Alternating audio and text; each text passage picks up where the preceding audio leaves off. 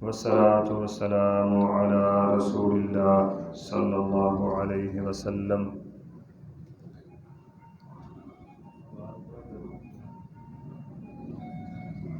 أما بعد فأعوذ بالله من الشيطان الرجيم. بسم الله الرحمن الرحيم. لا يحب الله الجهر بالسوء من القول إلا من ظلم وكان الله سميعا عليما. آج چھٹا پارہ ہے.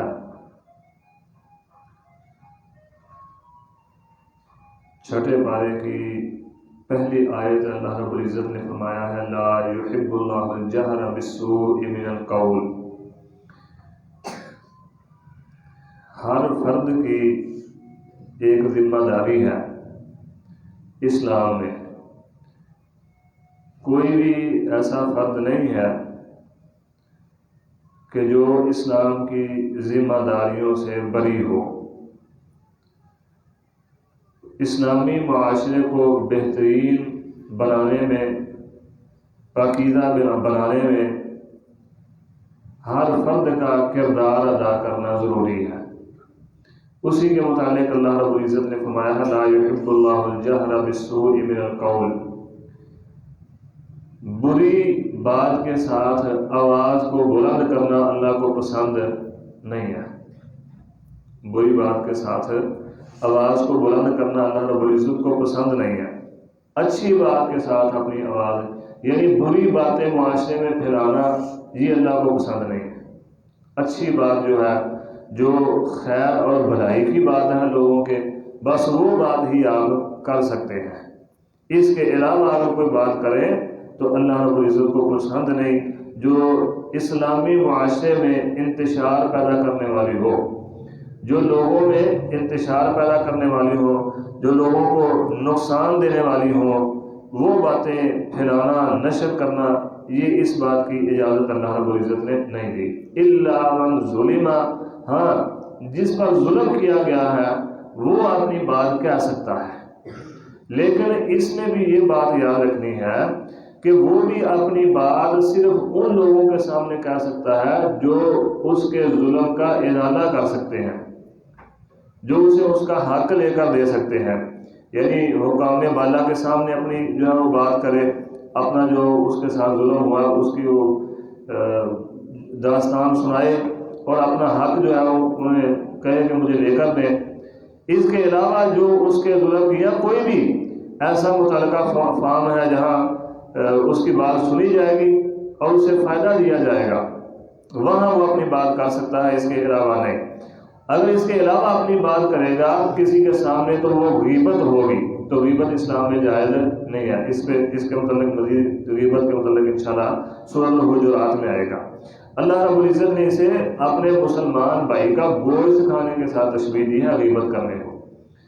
تو یہی بات غیبت اور شکایت میں فرق کرتی ہے کہ شکایت، غیبت جو ہے وہ آپ اوروں کے سامنے کرتے ہیں، جس کے سامنے دل چاہے آپ کر دیں.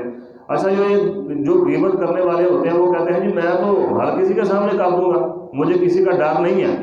تو بھائی ڈر نہیں تو پھر ان کے سامنے کرو جن کے سامنے کرنے کا فائدہ ہے، جن کے سامنے بات کرنے کی اسلام نے اجازت دی ہے. جن کے سامنے اجازت نہیں دی ان کے سامنے کرو گے تو یہ غیبت ہی ہے. جو مرضی تم کہتے رہو ڈرتے ہو یا نہیں ڈرتے تو پھر جن کے سامنے کرنے کی اسلام اجازت دیتا ہے ان سے کرو. تو شکایت اگر ان کے سامنے کرو گے شکایت ہے جس کی اسلام نے اجازت دی ہے، اسلام میں حلال ہے. اگر ان کے علاوہ کے سامنے کرو گے جو تمہاری بات سن کے تمہیں فائدہ نہیں دے سکتے، تمہارے ظلم کا جو ہے وہ ازالہ نہیں کر سکتے تمہارے اوپر ہوئے ظلم کا، تو پھر یہ غیبت ہے. غیبت اسلام میں جائز نہیں ہے. اور یہی اصول جو ہے اسلام میں میڈیا کے لیے بھی ہے. ہر وہ بات جو اسلامی معاشرے میں نقصان دینے والی ہو، بد امنی پھیلانے والی ہو، وہ نشر کرنے کی اسلام میں اجازت نہیں دیتا. جو بات لوگوں کے فائدے کی ہو، وہ حدیث میں بھی آتا ہے، نبی علیہ السلام نے فرمایا جو بات کہنے لگا ہے یا وہ تیرے فائدے کی ہو یا مسلمانوں کے فائدے کی ہو، اگر نہیں تو پھر اپنی زبان کو بند رکھ. تو یہ اسلامی معاشرے کی ایک خوبی ہے اسلام یہ سکھاتا ہے، اسلام کی خوبی ہے کہ ہر وہ بات جو بد امنی پھیلانے والی ہے وہ نشر کرنے کی اسلام اجازت نہیں دیتا۔ جو امن کا باعث بننے والی ہے، لوگوں کے لیے فوائد کا باعث بننے والی ہے، صرف وہی بات اسلام۔ آج کل ہمارے میڈیا کا کیا طریقہ ہے، ہر وہ بات نشر کرتے ہیں جو بد امنی پھیلانے والی ہے، اور ہر وہ بات چھپاتے ہیں، نشر نہیں کرتے جو امن پھیلانے والی ہے، لوگوں کو فائدہ دینے والی ہے۔ اللہ رب العزت ہماری اصلاح فرمائے۔ آگے پھر اللہ رب العزت نے عیسائیوں کا عقیدہ بیان کیا ہے، کیونکہ بات عیسائیوں کی ہو رہی تھی تو انہی کا اللہ رب العزت نے یہاں عقیدہ بیان کیا ہے۔ یہودی جو تھے انہوں نے عیسیٰ علیہ السلام کے سولی دینے کا کردار ادا کیا، اگرچہ وہ سولی نہیں دیے گئے، یہ مسلمانوں کا عقیدہ ہے۔ جب انہوں نے دیکھا، وہ ڈٹائی سے کہتے بھی تھے کہ ہم نے دیا عیسیٰ نبی کو سولی، جو عیسیٰ نبوت کا دعویٰ کرتا تھا ہم نے ہی اسی کو سولی دیا ہے۔ جب انہوں نے دیکھا کہ عیسائی جو ہیں وہ طاقتور بن گئے ہیں، تب انہوں نے پھر عیسیٰ علیہ السلام کے جو ماننے والے تھے یہ بات پھیلا دی کہ بھائی عیسیٰ علیہ السلام نے اپنی جو امت تھی ان کے گناہوں کے کفارے کے لیے خود کو سولی پر لٹکایا تاکہ ان سے بچ سکیں۔ تو اللہ رب العزت نے فرمایا یہ جو باتیں کرتے ہیں وَقَوْلِهِمْ إِنَّا قَتَلْنَا الْمَسِيحَ عِيسَى ابْنَ مَرْيَمَ رَسُولَ اللَّهِ وَمَا قَتَلُوهُ وَمَا صَلَبُوهُ وَلَٰكِنْ شُبِّهَ لَهُمْ، یہ عیسیٰ علیہ السلام کو سولی نہیں دیا گیا، یہ تو ان کی منہ کی باتیں ہیں، نہ وہ قتل کیے گئے ہیں نہ وہ سولی دیے گئے ہیں، وَلَٰكِنْ شُبِّهَ لَهُمْ، مگر ایک تشبیہ ان کے جو ہے نا عیسیٰ علیہ السلام کی تشبیہ بنا دی گئی تھی، ان کو سولی دے کے یہ سمجھتے ہیں کہ عیسیٰ علیہ السلام کو سولی دیا گیا، حالانکہ عیسیٰ علیہ السلام کو سولی نہیں دیا گیا۔ اللہ رب العزت نے انہیں اٹھا لیا تھا زندہ ہی آسمان پر، قیامت کے نزدیک وہ تشریف لائیں گے، امت محمد صلی اللہ علیہ وسلم کی امامت بھی فرمائیں گے اور دین اسلام کے کو پھیلانے کا سبب بھی بنیں گے، دین اسلام کے غلبے کا سبب بھی بنیں گے، اور دجال کو عیسیٰ علیہ السلام ہی قتل کریں گے۔ دجال کو کوئی اور قتل نہیں کر سکتا۔ دجال کو نبی صلی اللہ علیہ وسلم کے دور میں بھی ایک شخص کے متعلق معروف ہوا تھا کہ یہ دجال ہے۔ حضرت عمر نے فرمایا اللہ کے نبی مجھے حکم دے رہے اسے قتل کر دو۔ فرمایا عمر اگر یہ دجال ہے واقعی تو پھر تم اسے قتل نہیں کر سکتے، عیسیٰ علیہ السلام اسے قتل کریں گے۔ اگر یہ دجال نہیں ہے تو پھر ہمیں کوئی نقصان، نہ اسے کوئی فائدہ نہ کوئی نقصان، جو مرضی کرتا پھر ہمیں ہمارا کچھ بگاڑ نہیں سکتا۔ آگے فرمایا یا اہل الکتاب لا تغلوا فی دینکم، دین میں غلو نہ کرو۔ حد سے غلو کہتے ہیں کسی چیز کو اس کے اصل مقام سے بڑھا چڑھا دینا، یہ ہوتا ہے غلو۔ فرمایا لا تغلوا فی دینکم، دین میں غلو نہیں کرنا۔ ولا تقولوا علی اللہ الا الحق انما المسیح عیسی ابن مریم رسول اللہ وکلمتہ القاها الی مریم وروح منہ، چونکہ انہوں نے کہا تھا، یہ عقیدہ بنا لیا تھا انہوں نے کہ عیسیٰ اللہ کے بیٹے ہیں، عیسیٰ اللہ کے بیٹے ہیں، بعد یہ بھی کہا تھا کہ عیسیٰ ہی اللہ ہے۔ تو اللہ رب العزت نے فرمایا نہیں، دین میں غلو نہ کرو، جو عیسیٰ علیہ السلام کا مقام تھا، جو مرتبہ تھا، ان کو اسی مرتبے پر رکھو، وہی ان کا منصب سمجھو، اس سے آگے نہ بڑھو۔ یہ نہ کہو کہ عیسیٰ اللہ تھے یا اللہ کے بیٹے تھے۔ ولا تقولوا علی اللہ الا الحق انما المسیح عیسی ابن مریم رسول اللہ، وہ اللہ کے رسول تھے، اتنی بات مانو۔ یہی بشریت میں انسان کے لیے سب سے بڑا منصب یہ ہے کہ اللہ کا رسول بن جائے کوئی۔ اب تو نہیں بن سکتے، سلسلہ نبوت ختم ہو چکا ہے، لیکن انسان کے لیے سب سے بڑا منصب یہ تھا کہ اللہ رب العزت نبوت پر فائز فرما دے۔ اب اس سے بڑھ کر آپ جو بھی انسان کو منصب دیں گے وہ انسانیت کی توہین ہے، وہ عزت نہیں ہے اس کی، وہ مقام نہیں بلکہ اس کو اس کے مقام سے گرایا جا رہا ہے۔ اور بشریت جو ہے، انسان ہونا، یہ بھی کائنات کی تمام مخلوقوں میں سے سب سے اعلیٰ مقام ہے، یہ بھی مخلوقوں میں سے سب سے فضیلت والا مقام ہے، جتنی بھی اللہ تعالیٰ نے مخلوقات پیدا کی ہیں ان میں سے۔ اگر آپ اس سے کوئی بلند مقام تلاش کرنے کی کوشش کرتے ہیں تو وہ انسانیت کی توہین ہے، وہ انسانیت کی عزت اور احترام نہیں ہے۔ یہی بات جو عیسیٰ علیہ السلام کے متعلق عیسائیوں نے کہی تھی، وہی بات مسلمان بھی کہتے ہیں، نور من نور اللہ۔ اللہ کے پاک پیغمبر محمد الرسول اللہ صلی اللہ علیہ وسلم نے فرمایا، صحیح بخاری کی 3445 نمبر حدیث ہے، فرمایا لا تطرونی کما اطرت النصارى ابن مریم فانما انا عبده فقولوا عبد اللہ ورسولہ۔ اے میری امت کے لوگوں، مجھے میری شان میں وہ غلو نہ کرنا جو عیسائیوں نے عیسیٰ بن مریم کی شان میں کیا تھا۔ وہ کہتے تھے ابن اللہ، تم کہتے ہو نور من نور اللہ، بات تو ایک ہی ہے۔ انا عبدہ، میں اس کا بندہ ہوں، فقولوا عبد اللہ ورسولہ، مجھے اللہ کا بندہ اور اس کا رسول ہی کہو۔ صحیح بخاری کی حدیث ہے۔ اب یہ وہ حدیث ہے جس کے صحیح ہونے میں کسی کو کوئی شک نہیں ہے، کسی کو کوئی شک، پوری امت کا اجماع ہے قرآن کے بعد صحیح ترین کتاب جو ہے صحیح اور بخاری ہے۔ اللہ کے پاک پیغمبر نے کیا فرمایا؟ انا عبدہ فقولوا عبد اللہ ورسولہ، مجھے میں اللہ کا بندہ ہوں۔ آپ خود فرما رہے ہیں، آگے سورۃ کہف میں بھی آئے گا، سورۃ کہف کی آخری آیت میں اللہ رب العزت نے فرما دیجیے قل انما انا بشر مثلکم، میں تمہارے ہی جیسا انسان ہوں، فرق یہ ہے کہ میرے اوپر اللہ کی وحی نازل ہوتی ہے، تمہارے اوپر نہیں نازل ہوتی، یہ تمہارے اور میرے درمیان فرق کا باعث ہے۔ فقولوا عبد اللہ، مجھے اللہ کا بندہ، ورسولہ، اور اللہ کا رسول کہو، اس سے زیادہ میری شان میں غلو نہ کرو۔ پھر اللہ رب العزت نے فرمایا لن یستنکف المسیح ان یکون عبدا للہ ولا الملائکۃ المقربون، عیسیٰ علیہ السلام کو اس بات میں کوئی عار نہیں، یہ وہ اپنی توہین نہیں سمجھتے کہ وہ اللہ کے بندے تھے۔ عیسیٰ علیہ السلام اس بات میں اپنی توہین نہیں سمجھتے تھے کہ وہ اللہ کے بندے ہیں، بلکہ وہ اس بات میں فخر محسوس کرتے تھے اور اچھا سمجھتے تھے۔ آگے پھر سورت شروع ہوتی ہے، سورۃ المائدہ۔ لفظ مائدہ کا معنی ہوتا ہے دسترخوان، اس میں آگے ایک دسترخوان کا ذکر ہے۔ جب عیسیٰ علیہ السلام نے اپنی قوم کو دعوت دی تو جو ان کے حواری تھے انہوں نے کہا جی آپ ایسا کریں، ہمارے لیے آسمان سے کسی دسترخوان کا انتظام کریں جو آسمان سے آئے، جب ہم دیکھیں گے تو پھر ہم آپ کی گواہی دیں گے، ہم مان لیں گے، مانتے تو ہیں، دل تصدیق کرنے کا تو ہم لوگوں کو بھی جا کے کہیں گے۔ عیسیٰ علیہ السلام نے دعا کی تو اللہ رب العزت نے مختلف کھانوں پر مشتمل ایک دسترخوان ان کے لیے آسمان سے نازل کیا، تو اسی کی نسبت سے اسے سورۃ المائدہ کہتے ہیں۔ اس سورت میں اللہ رب العزت نے پہلے فرمایا ہے یا ایھا الذین آمنوا اوفوا بالعقود، لوگوں کے ساتھ جو وعدے کیے ہیں ان وعدوں کو پورا کرو۔ ان العہد، فرمایا ان العہد کان مسئولا، ہم سمجھتے ہیں بلکہ یہ بات معروف ہے، وہ وعدہ ہوتا ہی توڑنے کے لیے ہے، جس کو جو وعدہ خلافی کرتا ہے وہ کیا کہتا ہے؟ وعدہ ہوتا ہی توڑنے کے لیے ہے۔ فرمایا ان العہد کان مسئولا، قیامت کے دن وعدے کے متعلق سوال کیا جائے گا، وعدہ توڑنے کے لیے نہیں ہے۔ اوفوا بالعقود، وعدہ پورا کرو۔ یہ کہنا کہ وعدہ توڑنے کے لیے ہوتا ہے یہ کوئی اچھی بات نہیں ہے، بلکہ اسلام کی خوبی یہ ہے کہ اسلام بہترین معاشرہ بناتا ہے۔ اگر اسلام کے اصولوں پر ہم عمل کریں تو پرسکون اور بہترین معاشرہ جو ہے وہ اسلام کا معاشرہ ہے، اس کے علاوہ کوئی اور معاشرہ نہیں ہے۔ فرمایا اوفوا بالعقود، وعدے کو پورا کرو۔ احلت لکم بہیمۃ الانعام الا ما یتلی علیکم غیر محل الصید، جو چوپائے ہیں، چوپائے چار ٹانگوں والے، وہ تمہارے لیے حلال ہیں۔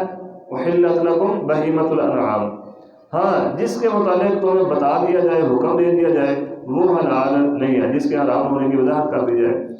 آگے فرمایا ہے اللہ تعالیٰ نے الیوم اکملت لکم دینکم واتممت علیکم نعمتی ورضیت لکم الاسلام دینا۔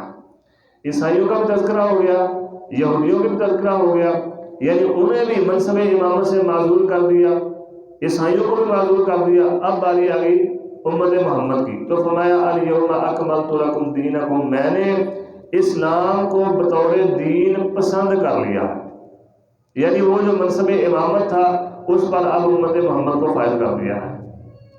فرمایا یہی دین ہے، الیوم اکملت لکم دینکم واتممت علیکم نعمتی ورضیت لکم الاسلام دینا، میں نے دین اسلام مکمل کر دیا ہے۔ واحد اسلام وہ مذہب ہے جس کے متعلق اللہ نے فرمایا میں نے یہ دین مکمل کر دیا ہے، وغیرہ اس سے پہلے جتنے بھی ادیان تھے، جتنے بھی نبی آئے، کسی نبی نے بھی یہ نہیں کہا کہ میری شریعت مکمل ہو چکی ہے۔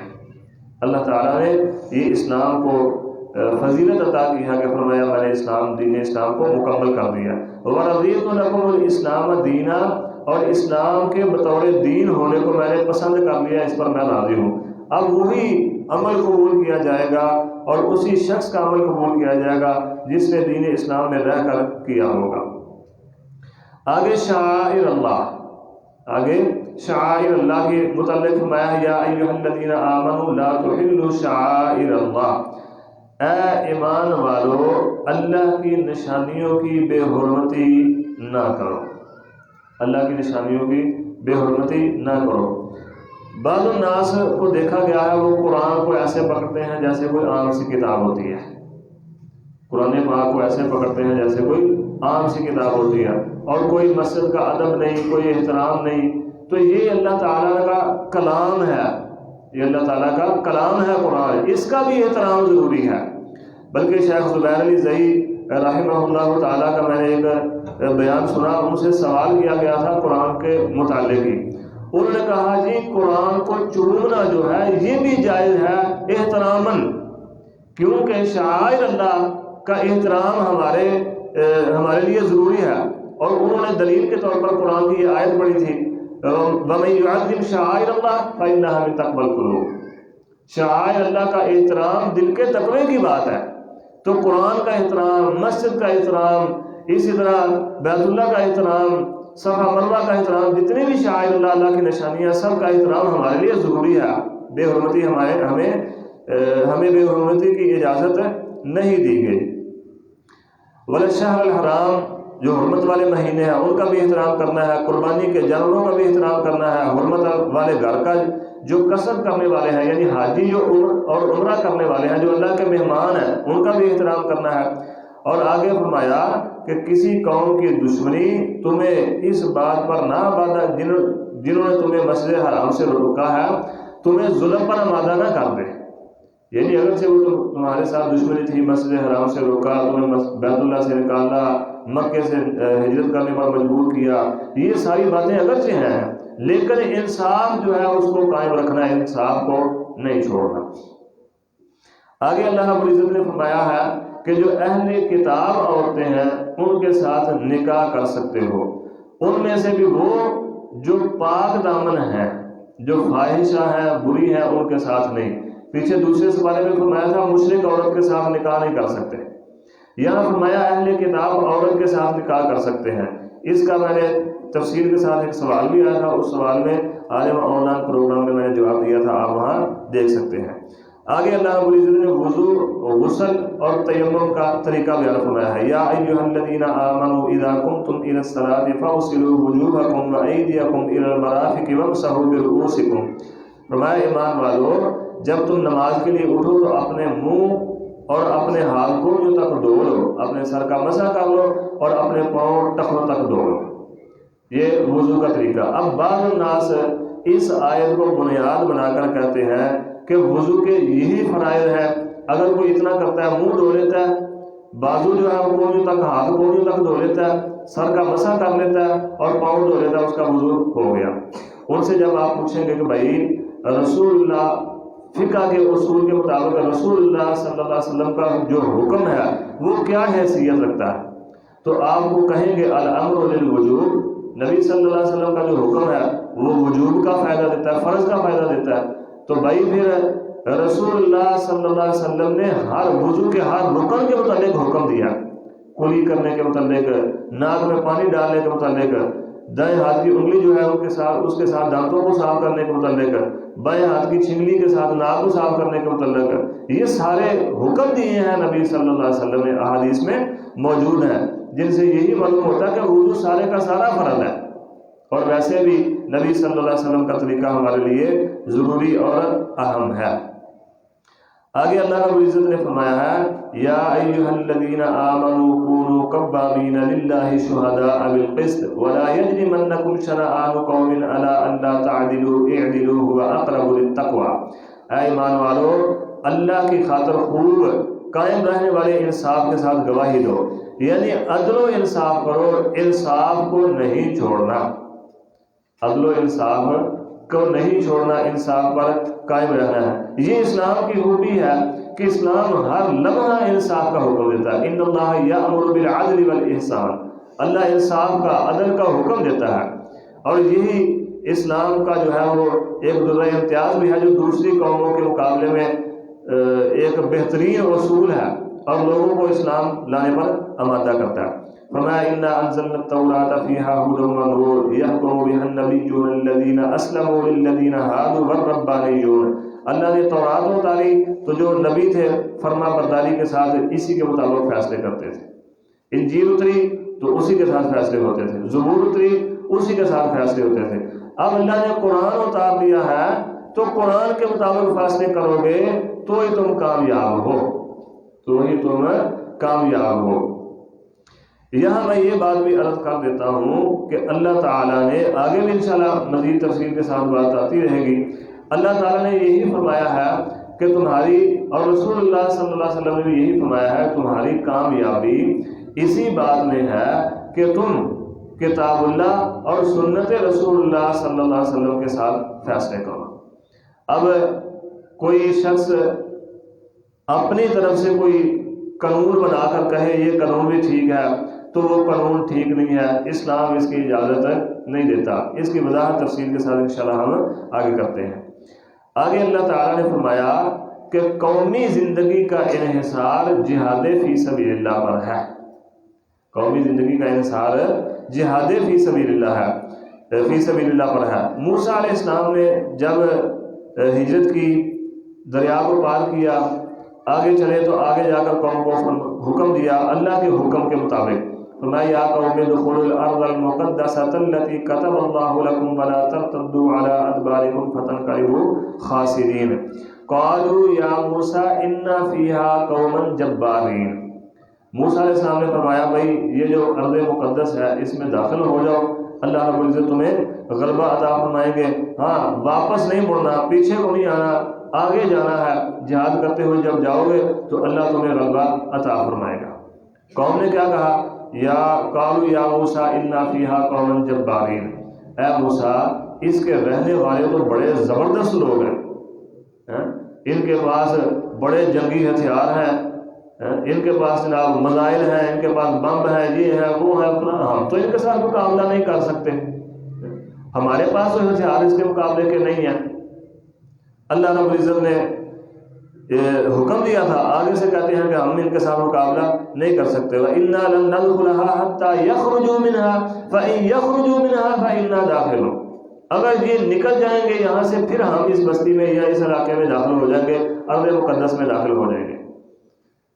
اللہ رب العزت کے پاک پیغمبر موسیٰ علیہ السلام نے فرمایا رب انی لا املک الا نفسی واخی فافرق بیننا وبین القوم الفاسقین۔ فرمایا قالوا یا موسیٰ انا لن ندخلها ابدا ما داموا فیہا۔ موسیٰ علیہ السلام کو کہنے لگے ہم ہرگز ہو ہی نہیں سکتا کہ ہم اس بستی میں داخل ہو جائیں، اس ارض مقدس میں داخل ہو جائیں جب تک اس کے رہنے والے یہاں موجود ہیں۔ یہ جائیں گے تو پھر ہی ہم یہاں سے نکلیں گے۔ اب ایک طرف اصحاب موسیٰ ہے، ایک طرف اصحاب محمد صلی اللہ علیہ وسلم ہے، یعنی نبی صلی اللہ علیہ وسلم کے صحابہ۔ جب مکے سے مدینے سے آپ نکلے، معاملہ نکلتے وقت بات کوئی اور تھی، لیکن جب آگے گئے تو بات کوئی اور ہو گئی۔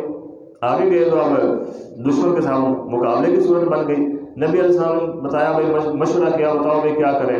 تفصیل انشاءاللہ اسی جمعے میں واقعہ بدر کے موضوع پر جمعہ ہوگا تو اس میں ذکر کریں گے، اشارتاً بات کر دیتا ہوں۔ حضرت ابوبکر اٹھے، سیدنا عمر بن خطاب رضی اللہ عنہ اٹھے، مقداد بن عمر رضی اللہ عنہ اٹھے اور انتہائی اچھی باتیں کی۔ مقداد بن عمر کہتے ہیں اللہ کے نبی ہم اصحاب موسیٰ کی طرح نہیں ہیں کہ آپ کو اکیلا چھوڑ دیں گے، آپ حکم تو دے کر دیکھیں۔ نبی علیہ السلام نے پھر فرمایا، اب یہ تینوں کے تینوں صحابی مہاجر تھے جو ہجرت کر کے مدینے آئے تھے۔ نبی علیہ السلام نے پھر فرمایا جی مجھے کوئی مشورہ دو، کیا کریں ہم؟ یعنی آپ کے بار بار کہنے کا مقصد یہ تھا کہ پوری جنگ کا بوجھ اب انصار پر پڑنا ہے، تو انصار تو پہلے ہی مسلمانوں کا بوجھ اٹھا رہے ہیں، اوپر سے یہ جہاد کا، غزوے کا، یہ جنگ کا بوجھ بھی اٹھائیں گے، تو کیوں نہ مجھے کوئی انصاری بتائے کہ کیا کرنا چاہیے، وہ کیا مشورہ دیتے ہیں۔ تو اسی کش وکش میں آپ جب بار بار کہتے تھے تو پھر نبی صلی اللہ علیہ وسلم کے ایک جان باز جو انصار کے سپہ سرار بھی تھے، کمانڈر بھی تھے اور انصار کے علم بردار بھی تھے، یعنی انصاریوں کا جھنڈا بھی انہوں نے اٹھایا تھا، سیدنا سعد بن معاذ رضی اللہ عنہ۔ سیدنا سعد بن معاذ اٹھے، اللہ کے نبی آپ ہمیں حکم دے دریا میں کود جانے کا، ہم دریا میں بھی کود جائیں گے۔ یہ کیا ہے، مکے والے کیا ہیں، ان کی کیا حیثیت ہے؟ آپ ہمیں حکم دیں کہ میرے صحابہ دریا میں کود جاؤ، آنکھیں بند کر کے ہم دریا میں بھی کود جائیں گے۔ میں یہاں کا یہ کہتا ہوتا ہوں کہ سیدنا سعد بن معاذ نے کہا اللہ کے نبی جہاں آپ کا پسینہ گرے گا انصاریوں کا خون گرے گا، حکم تو دے کر دیکھیں۔ یہ تھے وہ عظیم ہستیاں، ایک طرف کہہ رہے ہیں اِنَّا لَن نَدْخُلَهَا، ہم نہیں داخل ہوں گے یہاں پر، حَتَّى يَخْرُجُوا مِنْهَا فَإِن يَخْرُجُوا مِنْهَا فَإِنَّا دَاخِلُونَ، وہ نکلیں گے تو ہم داخل ہوں گے۔ ایک طرف کہہ رہے ہیں اللہ کے نبی آپ کا جہاں پسینہ گرے اصحاب محمد کا وہاں خون گرے گا، آپ حکم دے کر دیکھیں ہم تو سمندر میں کود جائیں گے۔ یہ کیا لوگ ہیں، ان کی کیا حیثیت ہے، ان سے تو بچنے کی امید ہے، سمندر میں کود کر بچنے کی امید کہاں ہے؟ حکم تو دے کر دیکھیں آپ۔ اللہ اکبر۔ موسیٰ علیہ السلام نے کیا فرمایا رب انی لا املک الا نفسی و اخی فافرق بیننا و بین القوم الفاسقین، اللہ مجھے میری ذات کا اختیار ہے یا میرے بھائی ہارون کی ذات کا اختیار ہے، اس کے علاوہ میں کسی پر کوئی اختیار نہیں رکھتا، اب میرے اور ان کے درمیان کو فرق کر دے، فیصلہ کر دے۔ دوسری طرف نبی صلی اللہ علیہ وسلم نے کیا فرمایا تھا؟ نبی صلی اللہ علیہ وسلم نے فرمایا تھا ابو بکر رضی اللہ عنہ کہ ابو بکر پریشان نہ ہو، اللہ ہم دونوں کے ساتھ ہے۔ ادھر موسیٰ علیہ السلام کیا کہہ رہے ہیں، اللہ میرے ساتھ ہے، آگے انشاءاللہ یہ بھی بات آئے گی۔ اللہ تعالیٰ نے فرمایا ٹھیک ہے بھائی یہی بات ہے تو فَإِنَّهَا مُحَرَّمَةٌ عَلَيْهِمْ 40 سَنَةً يَتِيهُونَ فِي الْأَرْضِ فَلَا تَأْسَ عَلَى الْقَوْمِ الْفَاسِقِينَ، یہ بات ہے تو 40 سال تک میں نے پھر ارض مقدس ان کے لیے حرام کر دی ہے، اب 40 سال تک یہ اس میں داخل نہیں ہوں گے، باہر ذلیل و خوار ہوتے رہے، دھکے کھاتے رہے۔ تو اس سے معلوم ہوا ترک جہاد باعث ذلت و رسوائی ہے۔ جہاد کو چھوڑ، آج یہی صورتحال ہے، جہاد ہم کرنا نہیں چاہتے بلکہ جہاد کے نام سے بھی ہم ڈرتے ہیں کہ جہاد کا نام لیا تو ہمیں پتہ نہیں کیا ہو جائے گا، کون سی آفت آ جائے گی ہمارے اوپر، اور ذلت و رسوائی ہمارے مقدر میں اسی لیے ہے کہ ہم نے جہاد کو چھوڑ دیا۔ ایک وقت تھا کہ مسلمانوں کا خلیفہ جس رستے سے نکل جاتا تھا شیطان وہ رستہ چھوڑ دیتا تھا، جدھر کو مسلمان جاتے تھے کائنات کی رب سے فتح ہی اللہ تعالیٰ عطا فرماتے تھے اپنی رحمت کے ساتھ۔ آج ذلت و رسوائی، آج ہمارے اوپر، یاد رکھیں ہمارے دشمن کو، یہود و نصارہ کو ہماری نمازوں سے کوئی تکلیف نہیں ہے، ہمارے روزوں سے کوئی تکلیف نہیں ہے، ہمارے حج سے کوئی تکلیف نہیں ہے، سال بھر قربانی کریں، 2 عیدیں پڑھیں، اس سے کوئی تکلیف نہیں ہے، بچوں کے عقیقے کریں، اس سے کوئی تکلیف نہیں ہے، ہم شادیاں کیسے کرتے ہیں، اس سے کوئی تکلیف نہیں ہے۔ انہیں ہمارے نظاموں سے، اسلام کے نظاموں سے تکلیف ہے، اسلام کے اصول سیاست سے تکلیف ہے، اسلام کے اصول معیشت سے تکلیف ہے۔ انہیں اگر تکلیف ہے تو اسلام کے نظام عدل سے تکلیف ہے۔ نمازیں جو دوسرے ممالک ہیں، غیر مسلم ممالک، کیا امریکہ میں یا دوسرے تیسرے جو ممالک ہیں، روس میں، انگلینڈ میں، وہاں لوگ مسلمان نہیں رہتے، وہ نمازیں نہیں پڑھتے؟ کبھی کسی نے دیکھا ہو نمازیں پڑھنے والوں کو منع کیا ہو کہ آپ نماز نہیں پڑھ سکتے؟ وہاں مسجدیں بھی ہیں، سارا کچھ ہی ہے، نمازیں بھی لوگ پڑھتے ہیں، وہاں سے جا کر لوگ حج بھی کرتے ہیں، زکوٰۃ بھی دیتے ہیں، وہاں کے رہنے والے قربانیاں بھی کرتے ہیں، عیدیں بھی پڑھتے ہیں، سارا کچھ ہی کرتے ہیں، شادیاں بھی کرتے ہیں، کبھی انہوں نے منع نہیں کیا۔ تکلیف انہیں ہے ہمارے اسلام کے، ہمارے نہیں، اسلام کے نظام عدل سے، نظام سیاست سے۔ ہم نے سمجھ لیا ہے کہ صرف یہی جو ہے، یعنی نماز، صدقہ، زکوٰۃ، روزہ، یہی دین ہے، یہی اسلام ہے۔ یہی اسلام نہیں ہے۔ اسلام مرنے سے لے کر، پیدا ہونے سے لے کر مرنے تک اور پھر قبر تک کی رہنمائی کرتا ہے کہ زندگی کس طرح گزارنی ہے، اور انہی باتوں سے انہیں تکلیف ہے۔ یہی جب تک نبی صلی اللہ علیہ وسلم غار میں جا کر اللہ کی عبادت کرتے تھے، کسی کو کوئی تکلیف تھی؟ کوئی تکلیف نہیں تھی۔ لوگ کہتے تھے بڑا اچھا انسان ہے یہ محمد، بڑا نیک انسان ہے، بڑا امین انسان ہے۔ جب نبی صلی اللہ علیہ وسلم نے فرمایا اب نظام بدلنے لگے ہیں، اب اصول سیاست بدلنے لگے ہیں، اب معیشت کے اصول بدلنے لگے ہیں، نظام عدل بدلنے لگے ہیں، فرمایا قولوا لا الہ الا اللہ۔ جب نظام بدلنے کی بات کی تو پھر آپ بڑے اٹھ کے خلاف ہو گئے۔ اور میرے بھائیوں، میرے بزرگوں اور دوستوں اور جتنے بھی سامعین ہیں، اسی بات سے انہیں تکلیف ہے، یہی بات جو ہے وہ اٹھاتے نہیں ہیں۔ نظام وہ کہتے ہیں ہمارا چلے، نظام عدل ہمارا ہو، نظام سیاست ہمارا ہو، یہ جمہوریت انہیں کی ہے۔ اسلام میں جمہوریت کا کوئی تصور نہیں، جو مانتے ہیں لیکن میں کہتا ہوں اسلام میں جمہوریت کا کوئی تصور نہیں ہے۔ ایک طرف اللہ کا قرآن ہو، ایک طرف عام انسان اٹھ کے کوئی قانون پاس کرے اور ہم اس کو مان لیں اور کہیں یہ اسلامی جمہوریت ہے، اسلامی خاک اسلامی جمہوریت ہے۔ اسلام نے ہمیں قرآن دیا ہے، وہ اصول قوانین کی کتاب ہے ہمارے لیے، وہ اصول پاس ہو چکے ہیں ہمارے لیے، وہ قانون پاس ہو چکے ہیں۔ جمہوریت کیا ہے؟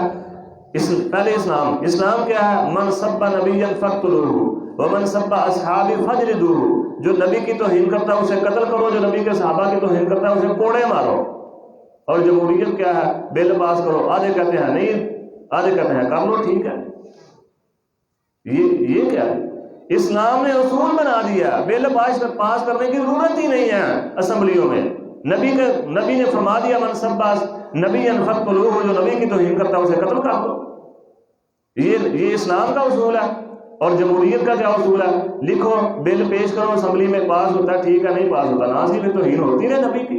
یہ ہے جمہوریت اور اسلام میں فرق۔ اور انہی باتوں سے، انہی اصولوں سے ہمارے دشمن کو تکلیف ہے۔ اگر ہم یہ اصول، ان اصولوں کا، خلافت کا نام لینا چھوڑ دیں، کوئی بھی ہم پریشان نہیں ہے ہم سے۔ ہم جہاد کا نام لینا چھوڑ دیں، جہاد کرنا چھوڑ دیں، کسی کو کوئی تکلیف نہیں ہوگی۔ اللہ ہمیں سمجھنے کی اور عمل کی توفیق عطا فرمائے۔ آگے اللہ تعالیٰ نے فرمایا وَاتْلُ عَلَيْهِمْ نَبَأَ بَنِي آدَمَ بِالْحَقِّ إِذْ قَرَّبَ قُرْبَانًا فَتُقُبِّلَ مِنْ أَحَدِهِمَا وَلَمْ يُتَقَبَّلْ مِنَ الْآخَرِ۔ آدم علیہ السلام کے 2 بیٹے تھے، حابیل اور قابیل۔ ان کا واقعہ کچھ اس طرح بیان کیا جاتا ہے کہ آدم علیہ السلام کی جو اولاد پیدا ہوتی تھی وہ ایک بیٹا اور ایک بیٹی پیدا ہوتے، پھر ایک بیٹا اور ایک بیٹی پیدا ہوتے۔ ان دونوں کے پہلے بیٹے اور دوسری بیٹے اور پہلی بیٹی کی شادی کر دی جاتی۔ تو یہ جب یہ پیدا ہوئے تو حابیل کی جو بہن تھی وہ خوبصورت تھی، یعنی واقعہ آپ جانتے ہیں۔ تو یہ ان کے واقعہ کا سبب بیان کیا جاتا ہے، حالانکہ کسی بھی صحیح کتاب سے یہ جو واقعہ بیان کیا جاتا ہے یہ ثابت نہیں ہے۔ ہاں، اللہ تعالیٰ نے اتنا ہی بتایا ہے کہ انہوں نے قربانی پیش کی، ایک کی قربانی اللہ رب العزت نے قبول کر لی، حابیل کی قبول کر لی، دوسرے کی نہ کی، یعنی دونوں میں سے ایک کی کر لی، جس کی ہو گئی اس کو، جس کی نہ ہوئی اس نے کہا میں تجھے قتل کر دوں گا۔ اس نے کہا بھائی قتل نہ کرو مجھے، یہ کوئی اچھی بات نہیں ہوئی تو دوبارہ قربانی کر لو، اگر کرو گے تو پھر ظلم کرو گے تو ظلم کی سزا تمہیں بھگتنی پڑے گی۔ خیر اس نے قتل کر دیا، پھر جب قتل ہو گیا تو پھر اسے یہ نہ پتہ چلے کہ میں اب اسے چھپاؤں کیسے۔ اپنے والد آدم علیہ السلام کو جا کر میں آدم کو جا کے بتانا ہے کہ بھائی کدھر ہے، تو کیا بتاؤں گا، سامنے میت نظر آئی تو پھر بھی میں پھنس جاؤں گا۔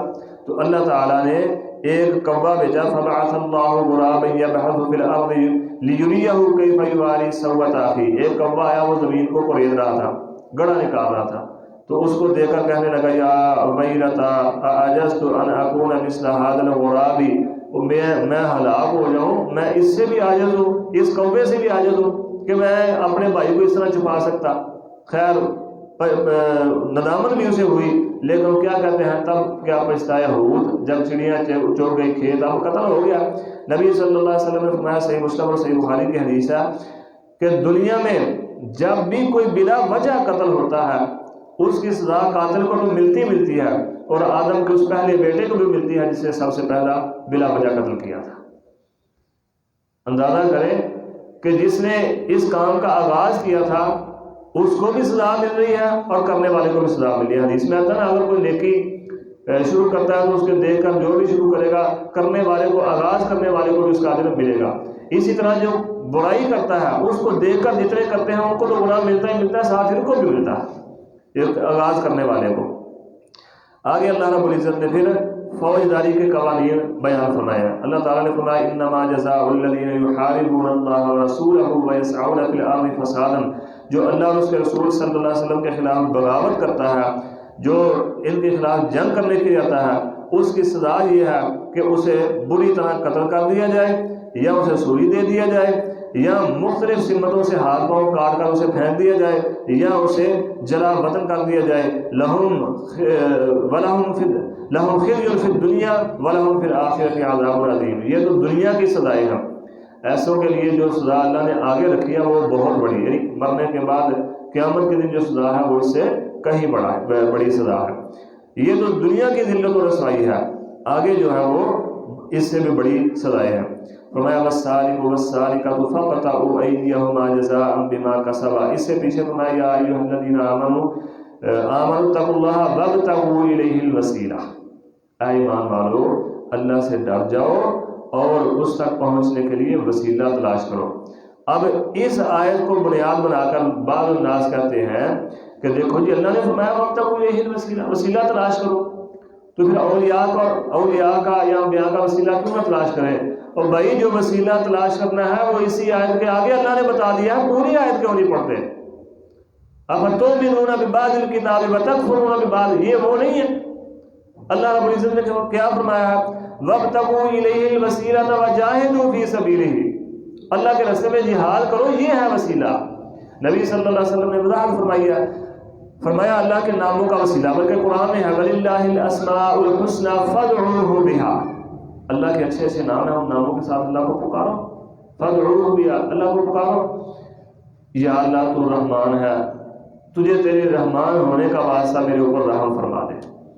یا اللہ تو رازق ہے، تیری صفت ہے رازق ہونا، تجھے تیرے رازق ہونے کا واسطہ اپنی رحمت سے مجھے رزق عطا فرما دے، میرے کاروبار میں برکت عطا فرما دے۔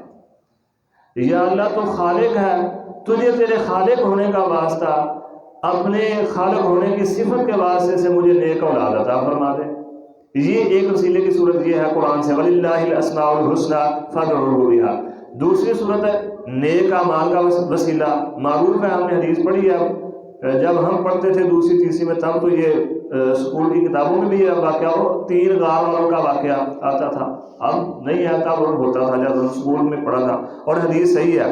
نبی علیہ السلام نے اشارہ کرتا ہوں کہ 3 غار میں پھنس گئے، انہوں نے اپنے نیک اعمال کا وسیلہ اللہ تعالیٰ نے غار سے نکال دیا، یعنی رستہ بنا دیا ان کے نکلنے کا، نیک اعمال کا وسیلہ ڈالے کہ اللہ میں نے فلاں نیک کام کیا تیری رضا کے لیے، اگر تجھے پسند ہے تو میرا یہ کام کر دے، میرے اوپر اپنی رحمت فرما دے، مجھے معاف کر دے، مجھے رزق عطا فرما دے، مجھے کاروبار عطا فرما دے، نیک اولاد عطا فرما دے، مجھے دشمن سے محفوظ فرما دے، حاسدین سے، کوئی بھی دعا کرنی ہے نیک اعمال کا وسیلہ۔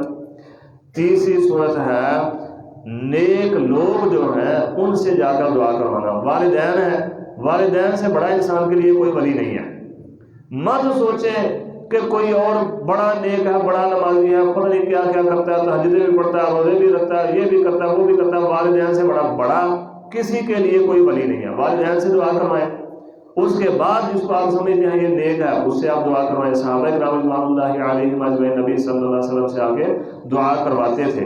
معروف ہے نبی علیہ السلام پر تشریف فرما تھے، ایک شخص غالباً حضرت انس رضی اللہ عنہ اس کے راوی ہیں، مسجد کے درمیانی دروازے میں آ کر کھڑا ہو کر کہنے لگا اللہ کے نبی ہم تو ہلاک ہو گئے، اب تو پانی نہ ہونے کی وجہ سے جانور بھی مرنا شروع ہو گئے ہیں۔ نبی علیہ السلام نے دعا کی، صحابی بیان کرتے ہیں بالکل کوئی بادل نہیں تھا کسی قسم کا، ابھی آپ کے ہاتھ بلند ہی تھے تو بادل کا ایک چھوٹا سا ٹکڑا آیا، آسمان پہ پھیل گیا، بارش شروع ہو گئی۔ تو نیک اعمال کا وسیلہ اس طرح۔